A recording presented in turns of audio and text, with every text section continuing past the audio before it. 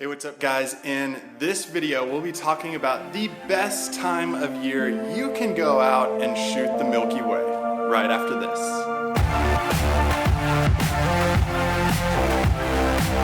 Alright guys, welcome in and thank you for watching this tutorial. On this channel, we talk landscape photography, taking you out into the field, showing you how to shoot different things, and doing some gear reviews as well. So if you're new here, consider subscribing below. Now on this video, we'll be talking Milky Way photography, the best time of year you can go out and shoot the Milky Way. A lot of photographers don't know you can't just walk outside at night any old time of the year and take a photograph of the Milky Way. You have to know when the Milky Way is going to be showing up in your hemisphere, because there are certain times of year that the Milky Way is visible and certain times of the year that the Milky Way is not visible, both in the northern hemisphere of the Earth and the southern hemisphere of the Earth. Now, if you've never known, the Earth is not actually shaped like a sphere, it's actually shaped as a geoid. I was a geography major, so that's my geography term I get to share with you. But depending on which hemisphere that you're located in, there are actually certain times that you can shoot the Milky Way. Now, camera technology has benefited photographers in a huge way. Being able to collect more light more effectively, having these outlandish ISO values that you can go out and shoot at night with. Lens technology has improved to shoot wider apertures, and sensors have been produced to collect way less noise than they originally did.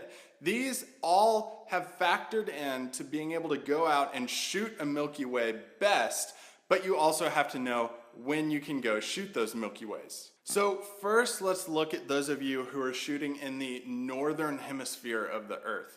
Those people are going to have the best chance to view the Milky Way in the months of March through October. Now, those of you in the southern hemisphere of the Earth get an extra month of Milky Way viewing. Those months that you can actually see the Milky Way in the southern hemisphere are February through October. So whereas northern hemisphere, again, March through October, southern hemisphere, February through October. Now, when we talk about being able to see the Milky Way and being able to photograph the Milky Way, we're really talking about those Milky Way shots where you can see the galactic center or the galactic core of the Milky Way. And I'm going to show a photograph right here on the screen that actually shows you what the galactic center of the Milky Way looks like. Keep in mind, you can actually see the tail of the Milky Way throughout the year. It's just those galactic core shots are going to be those certain months that you can actually go out and see that part of the Milky Way. When you're shooting a photograph of the galactic core, what you're actually looking into is the center of our galaxy, the Milky Way. Keep in mind the Earth is on an outer ring or an outer arm or outer band of the Milky Way, and during these months you can actually look in and see the galactic core and photograph it depending on the hemisphere that you're in. Now, depending on the months that you're shooting the Milky Way factors into how the Milky Way actually looks in the photograph.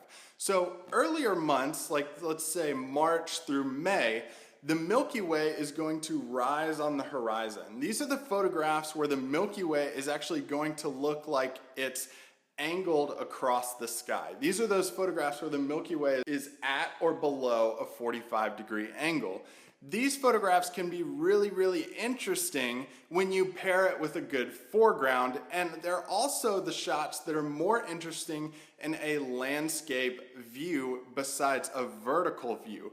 So consider the composition of the shot and also which way you're holding the camera. Is this going to be a good Milky Way shot horizontally, or is this going to be a better Milky Way shot vertically? Think about those things when you're framing up the Milky Way and you're planning out what time of year that you can actually go out and see the Milky Way. Now, later on in the year, the Milky Way continues to rise, and let's say like June, July, August, September, the Milky Way is going to be more at a vertical stance in the sky. These are the photographs that look way better with a vertical perspective or a vertical composition, and also have vertical foregrounds that point towards the Milky Way. So try to frame up your shots best way possible to shoot that vertical aspect of the Milky Way. Remember, Milky Way shots are cool, great composition and features that complement the Milky Way really raise your Milky Way shots to the next level. These are all important factors to keep in mind when you're thinking about the best time of year to go out and shoot the Milky Way. Now, moon phases are also huge when you're going out to shoot the Milky Way. You can't just go out in March through October or February through October and think you're going to get a great Milky Way shot. You also have to factor in moon phases. When the moon is full, it creates enough light in the sky and in our atmosphere that it actually shields the Milky Way out of sight. You need to look for nights that the moon is actually going to be a new moon, which is a moon that is completely occluded, or you need to plan out your Milky Way shooting for before the moon rises on the horizon or after the moon sets below the horizon. These are going to be your best opportunities for getting those really, really dark skies of going out and shooting the Milky Way.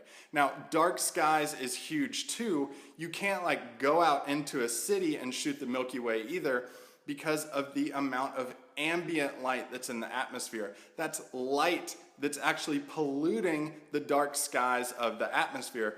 You have to go way out into the country or way out away from a city to actually get a good shot of the Milky Way and be able to see it. So factor in all these things next time you're actually going out to want to shoot the Milky Way. Think about the time of year that you're actually going out to shoot it in.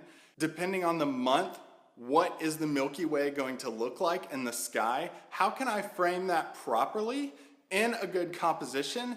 Think about what hemisphere I'm in, and think about moon phases and locations. Are you too close to ambient light to even photograph the Milky Way? So all these things factor into the best time of year that you can actually go out and shoot the Milky Way. But I hope these things help you in your planning of going out to shoot the Milky Way so you can get an excellent shot of the Milky Way next time you venture out at night. So if you found this video useful and you found it helpful for your next night photo shoot for the Milky Way, go ahead and hit the thumbs up, consider subscribing below, or comment below any questions you might have. I'll be happy to answer those. Until next time, guys, thanks for watching.